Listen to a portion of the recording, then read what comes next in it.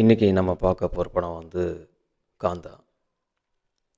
இந்த படத்துடைய கதை என்ன அப்படின்னாக்க, திரைத்துறையில் இருக்கக்கூடிய 2 ஜாம்பவான்களுக்கு இடையில் நடக்கக்கூடிய ஈகோ போராட்டம் தான் இந்த படம்.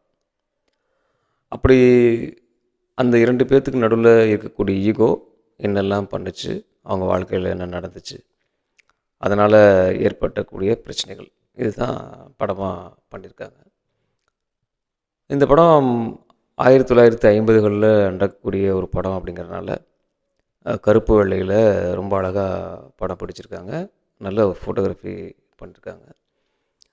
துல்கர் சல்மான், சமுத்திரக்கனியோடைய நடிப்பு ரொம்ப ரொம்ப சிறப்பு. அந்த பொண்ணு ஹீரோயினாக வரக்கூடிய பாக்கியஸ்ரீ, அவங்க ரொம்ப அருமையான ஒரு நடிப்பை வெளிப்படுத்தியிருக்காங்க.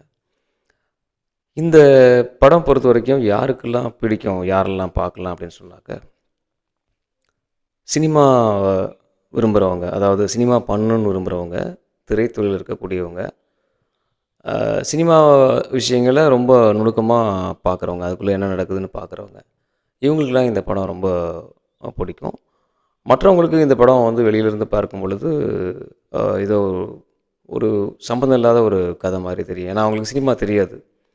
அதில் இருக்கக்கூடிய டைரக்ஷன் ஃபீல்டில் இருக்கக்கூடிய விஷயம், கேமரா ஃபீல்டில் இருக்கக்கூடிய விஷயம், அவங்க டைலாக் பேசுகிற விதம், அவங்கக்குள்ளே டைரக்டருக்குள்ளேயும் அசிஸ்டன்ஸ்குள்ளேயும் நடக்கக்கூடிய அந்த லாங்குவேஜ், பேசிக்கிற விதங்கள், இதெல்லாம் வந்து மற்றவங்களுக்கு புரியாது.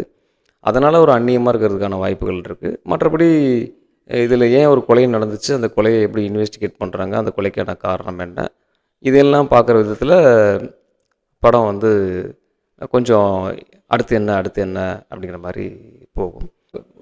ஃபோட்டோகிராஃபி ரொம்ப அருமையாக பண்ணியிருக்காங்க. உங்களுக்கு ஒரு அந்த பீரியாடிக்கல் ஃபிலிமு அப்படிங்கிறத வந்து பார்க்கும்போது நீங்கள் பழைய படங்களில் எப்படி நீங்கள் பார்ப்பீங்களோ அப்படி ஒரு உணர்வு ஏற்படும்.